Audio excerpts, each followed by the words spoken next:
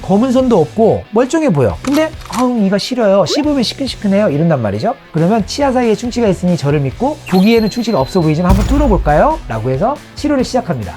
그러면 내부가 이렇게 녹아있죠. 그래서 결국 또 치통이 엄청나게 심해지는 오진을 하게 되는 결과가 됩니다.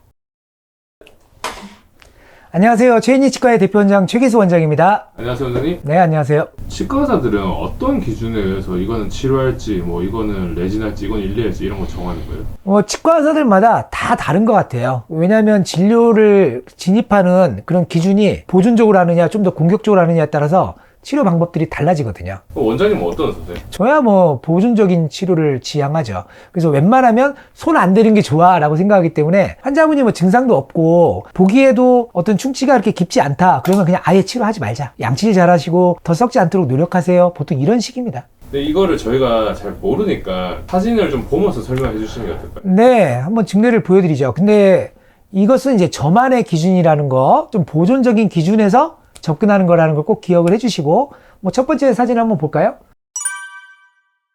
일단 이제 제 기준에서 치료를 하지 않아도 되는 초기 충치의 기준은 무엇일까? 일단 눈으로 봤을 때 굉장히 가늘고 뭔가 이렇게 연한 갈색 선, 물론 검은 선이라도 범위가 별로 크지 않은 좁은 선을 갖고 있다면 일단 초기 충치입니다. 두 번째는 눈으로만 믿을 수는 없죠. 그러니까 엑스레이로도 판단해요. 세 번째는 기구를 이용해서 얇은 익스플로러 이런 기구들을 이용해서 충치면을 다 일일이 긁어봐요. 그러면 치아 표면이 범랑질이라고 하는데 그 범랑질이 깨지지 않은 상태, 전혀 거친 어떤 면이 없다면 그냥 예쁘고 광택 있고 단단한 면인데 거기에 검은 선만 있다, 그러면 그것은 제가 얘기하는 초기 충치이고 치료가 불필요한 초기 충치입니다.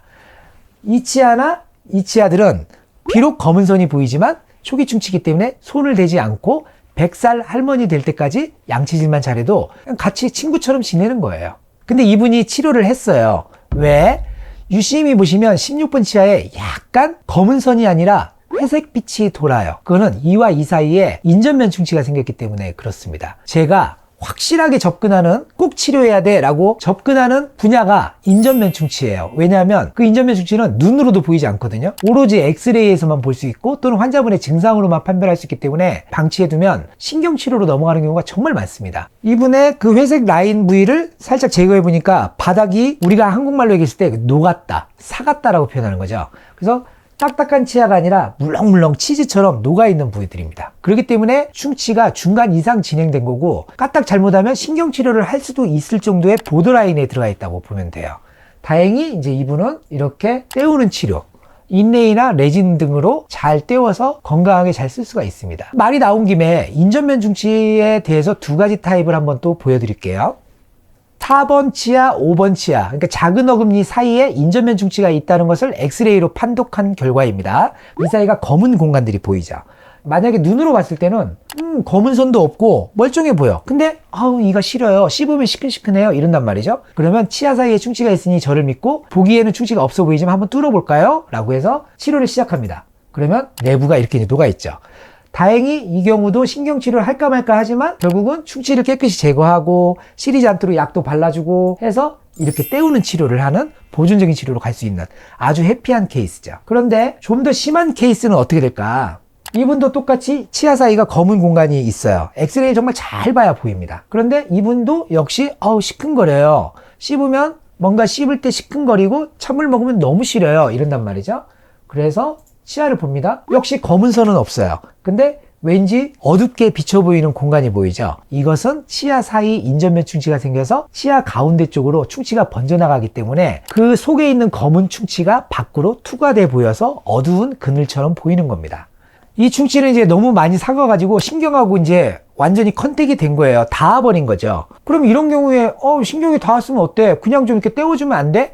그러기에는 약간 무리가 있습니다. 왜냐하면 충치가 슬근슬근 가서 신경하고 접촉을 하게 되면 그 순간 신경은 일종의 죽는다고 표현할까? 그러니까 변성이 시작돼요. 그래서 치통이 오기 시작합니다. 일단 모든 치료에 살려서 떼울 수 있나요? 또는 신경치료를 해야 되나요? 라고 했을 때의 기준은 내가 느끼는 자발적인 통증이 있다거나 바람을 불거나 이렇게 테스트를 했을 때 극심한 통증을 확 느낄 때, 이럴 때는 사실 10에 9 정도는 신경치료를 할 수밖에 없는 상황입니다. 왜? 신경이 이미 감염이 됐기 때문에 겉에를 아무리 떼어놔도 속에서 골마요. 그래서 결국 또 치통이 엄청나게 심해지는 오진을 하게 되는 결과가 됩니다. 그래서 이 경우에는 이제 신경치료를 하고 이렇게 내부를 다 인공신경 물질로 막고 크라운을 해서 치료를 마무리하게 되는 거죠. 제가 꼭 강조하고 싶은 것이 치과에 갔는데 인전면 충치가 있습니다라고 했을 때 난 내 눈에 보이지도 않고 증상도 없는데 믿을 수 없어 이런 의심이 드실 수도 있어요. 하지만 인전면 충치는 은밀한 저격자처럼 막 진행이 되기 때문에 진단이 인전면 충치가 나왔습니다 떼우세요 하면 웬만하면 그 의사 선생님 판단에 맡기시는 것이 사실은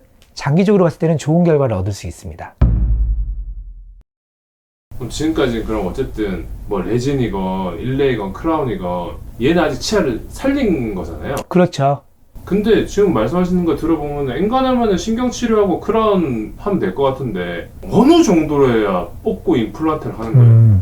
그거는 일단 치아 머리가 정말 거의 안 남아있는 경우일 정도로 많이 썩어 있는 경우, 그렇게 치아 머리가 거의 안 남아있을 정도로 썩게 되면 충치가 이렇게 뿌리 속까지 들어가요. 그러니까 기둥이 되어야 될 뿌리가 썩게 되면은 그 위에 뭔가를 씌우더라도 지지 기반이 약하니까 부러져 버리는 일들이 생겨요. 그런 경우에는 어쩔 수 없이 뽑아야 됩니다. 네, 그런 경우 하나를 보여드릴게요. 이분은 보면 이제 두 개의 치아가 썩어 있죠. 근데 결론적으로 말씀드리면 결국 치아를 뽑고 임플란트를 해야 됩니다라는 진단이 나온 치아입니다. 제가 보기엔 둘 다 그게 거긴데. 그래 보이죠. 그런데 이제 이분은 이제 보면 앞에 치아는 이렇게 떼었고 뒤에는 포기했는데 옆에를 보면 이 옆에도 썩어 있고 속에도 썩어 있지만 그래도 겉껍질이 좀 남아 있잖아요. 그러면 이 겉껍질을 이용해서라도 나머지 부위를 잘 떼워서 살릴 수가 있습니다. 지지 기반이 좀 있는 거죠. 근데 뒷치아는 완전히 치아 머리가 거의 대부분이 없고 그 다음에 이 뿌리 속까지 완전히 썩어 있어요. 그런 경우에는 이제 못 살리는 거죠. 그래서 여기는 벽을 세워서 올바른 치아 형태를 만들 수가 있는데 뒷치아는 도저히 올리지를 못해서 뽑고 임플란트 하는 것을 기다리게 되는 상황이 됩니다. 뿌리가 어떻게 돼요? 치아 뿌리가 얼마나 튼튼하냐가 가장 핵심입니다. 어지간히 이가 많이 썩어 있어도 요즘은 기술이 발달돼서 치아 뿌리에 신경치료를 하고 기둥을 세워서 머리를 쌓아 올리는 방법들도 있어요. 근데 문제는 기둥을 세워야 되는 치아 뿌리가 완전히 썩었다면 그러면 그때는 못 살리죠. 치아 뿌리가 썩으면은 이게 푸석푸석해지지 않겠습니까? 그럼 마치 모래밭에 또는 진흙탕에 그냥 아파트 기둥 세우려고 하는 거하고 똑같아요. 밑에서 흔들리게 되면서 결국 부러지게 되는 일들이 생기기 때문입니다. 다시 정리를 하자면 초기 충치는 굳이 손댈 필요가 없습니다. 저의 지로는 일단 내 몸에 내 소중한 치아에 손을 대지 않는 게 제일 좋다. 관리를 잘하자 이런 주의고, 근데 이제 꼭 필요하다면 뭔가 이렇게 과잉된 치료를 하는 것보다는 최소한의 진료, 그러니까 좀 더 낮은 그레이드, 만약에 인레이를 해야 될 상황이라면 웬만하면 레진으로 해결하고 크라운 해야 될 걸 웬만하면 인레이로 해가면서 내 치아를 조금이라도 보존적으로 살려나가는 것이, 앞으로 우리가 100살 장수 시대인데 오랜 세월 살 거면 벌써부터 이렇게 큰 치료를 할 필요는 없다. 조금씩 치료해 나가면서 양치를 잘하면서 구강관리를 해보자. 이게 저의 진료 철학입니다. 오늘 유튜브 구독해 주셔서 정말 감사합니다.